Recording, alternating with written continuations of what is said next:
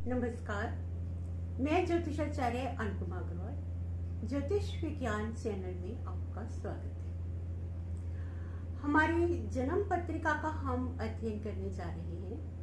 हमारा ज्योतिष कक्षा का कोर्स जो है उसके अंदर हम प्रेडिक्शन पार्ट में लेते हैं कि जन्म पत्रिका के जो 12 भाव होते हैं, लगन से लेकर व्यय भाव तक, तो उनकी प्रेडिक्शन हम कैसे करते हैं। तो हमारे एक जन्म पत्रिका, हमारा होरोस्कोप एक ऐसा साधन है जिसके द्वारा हम व्यक्ति के सभी पहलुओं के बारे में विचार कर सकते हैं। जैसे प्रथम भाव लगन भाव, सेकंड भाव द्वितीय भाव धन भाव कहलाता है, थर्ड भाव भाई बहनों का भाव है, सहज भाव कहलाता है, फोर्थ भाव जो है सुख भाव है, और फिफ्थ भाव है पुत्र भाव, सिक्स्थ भाव रोग ऋण शत्रु का भाव है, रिपु भाव बोलते हैं जिसे, और सेवंथ भाव जो आता है वो है स्त्री भाव, स्त्री पति या पत्नी के बारे में जिससे पता चलता है, और अष्टम भाव जो है रंध्र भाव आयु भाव कहलाता है, और नाइन्थ भाव जो है वो है भाग्य भाव, इससे भाग्य के बारे में पता चलता है, और कई स्थानों में इससे पिता के बारे में भी देखते हैं। वैसे ज्यादातर दशम भाव से पिता को देखते हैं, और दशम भाव जो है वो हमारा है पिता का भाव। दशम भाव जो है वो हमारा है कर्म का भाव। इससे व्यक्ति का बिजनेस क्या होगा, व्यवसाय क्या होगा, ये हम देखते हैं। व्यक्ति का इससे राज्य के बारे में भी पता चलता है, और व्यक्ति का बॉस कैसा होगा, और ये सब हमारा इससे दशम भाव के बारे में पता चलता है। और इससे पिता का भी भाव है, पिता के बारे में भी दशम भाव से पता चलता है।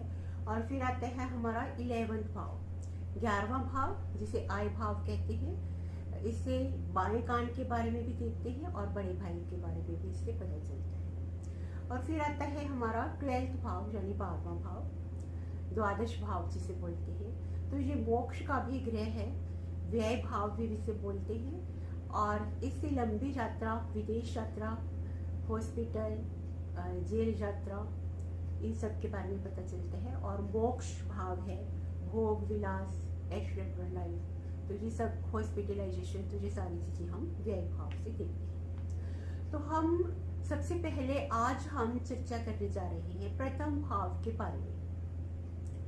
कुंडली का प्रथम भाव जो है वो व्यक्ति की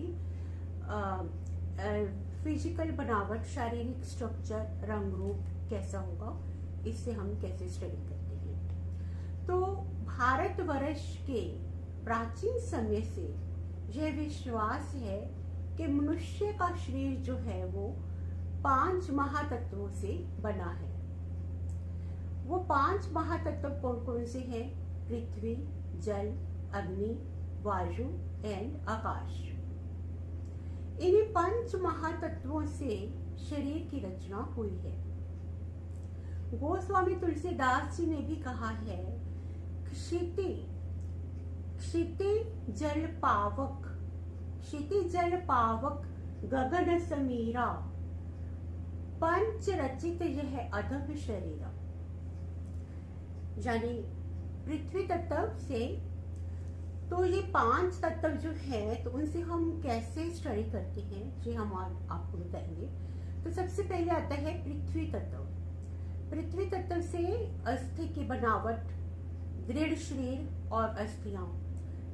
जैसे अगर आपका पृथ्वी तत्व आता है, कुंडली में अधिकता पृथ्वी तत्व की है, तो ऐसे व्यक्तियों के जो है दृढ़ शरीर रहता है और उनकी अस्थियां मजबूत होती है। ऐसे व्यक्तियों में सहनशीलता भी बहुत अधिक होती है और मेहनती होते हैं, और इनकी अस्थियां जो है मजबूत होती है।